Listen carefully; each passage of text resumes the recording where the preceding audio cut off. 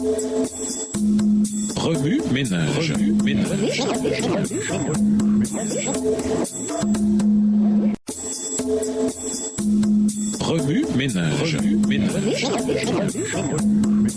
Bienvenue dans votre émission Remue ménage. Voilà la leçon de mardi. Investiguer. Lisons Apocalypse 13 et versets 5 à 7, Somme 1, Ecclésiaste 12 et versets 1, 13 et 14, Jacques 2 les versets 10 et 11, Jean 5 les versets 1 à 17 et Daniel 7 verset 25. Apocalypse 13 et versets 5 à 7. Et il lui fut donné une bouche qui proférait des paroles arrogantes et des blasphèmes. Et il lui fut donné le pouvoir d'agir pendant 42 mois. Et elle ouvrit sa bouche pour proférer des blasphèmes contre Dieu, pour blasphémer son nom et son tabernacle et ceux qui habitent dans le ciel. Et il lui fut donné de faire la guerre aux saints et de les vaincre. Et il lui fut donné autorité sur toute tribu, tout peuple, toute langue et toute nation. Somme 1. Heureux l'homme qui ne marche pas selon le conseil des méchants, qui ne s'arrête pas sur la voie des pécheurs et qui ne s'assied pas en compagnie des moqueurs, mais qui trouve son plaisir dans la loi de l'Éternel et qui la médite jour et nuit. Il est comme un arbre planté près d'un courant d'eau qui donne son fruit en sa saison et dont le feuillage ne se flétrit point. Tout ce qu'il fait lui réussit. Il n'en est pas ainsi des méchants. Ils sont comme la paille que le vent dissipe. C'est pourquoi les méchants ne résistent pas au jour du jugement, ni les pécheurs dans l'assemblée des justes. Car l'Éternel connaît la voie des justes et la voie des pécheurs mène à la ruine. Ecclésiaste 12, les versets 1, 13 et 14. Jeune homme, réjouis-toi dans ta jeunesse. Livre ton cœur à la joie pendant les jours de ta jeunesse. Marche dans les voies de ton cœur et selon les regards de tes yeux. Mais sache que pour tout cela, Dieu t'appellera en jugement. Verset 13. Les paroles des sages sont comme des aiguillons et rassemblées en un recueil. Elles sont comme des clous plantés donnés par un seul maître. Du reste, mon fils, tire instruction de ces choses. On ne finirait pas si l'on voulait faire un grand nombre de livres. Et beaucoup d'études est une fatigue pour le corps. Jacques 2, les versets 10 et 11. Car quiconque observe toute la loi, mais pêche contre un seul commandement, devient coupable de tous. En effet, celui qui a dit « tu ne commettras point d'adultère » a dit aussi « tu ne tueras point ». Or, si tu ne commets point d'adultère, mais que tu commettes un meurtre, tu deviens transgresseur de la loi. Jean 5, les versets 1 à 17.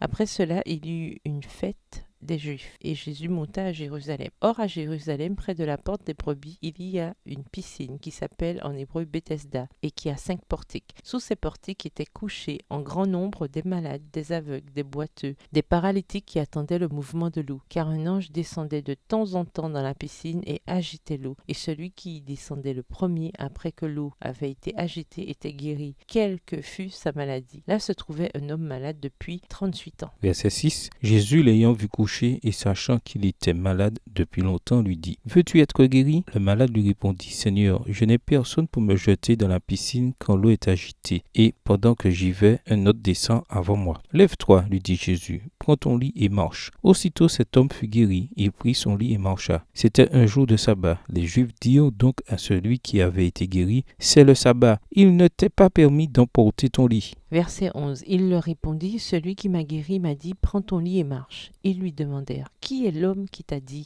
prends ton lit et marche? Mais celui qui avait été guéri ne savait pas qui c'était, car Jésus avait disparu de la foule qui était en ce lieu. Depuis, Jésus le trouva dans le temple et lui dit, voici tu as été guéri, ne pêche plus, de peur qu'il ne t'arrive quelque chose de pire. Cet homme s'en alla et annonça aux Juifs que c'était Jésus qui l'avait guéri. Verset 16. C'est pourquoi les Juifs poursuivaient Jésus parce qu'il faisait ces choses le jour du sabbat. Mais Jésus leur répondit, mon Père agit jusqu'à présent, moi aussi j'agis. Daniel 7, le verset 25. Il prononcera des paroles contre le Très-Haut. Il opprimera les saints du Très-Haut et il espérera changer les temps et la loi. Et les saints seront livrés entre ses mains pendant un temps, des temps et la moitié d'un temps. Remue ménage. Quelle relation ces versets ont-ils avec le passage principal? Quels autres versets ou promesses vous viennent à l'esprit en rapport avec Deutéronome 6 et versets 1 à 9?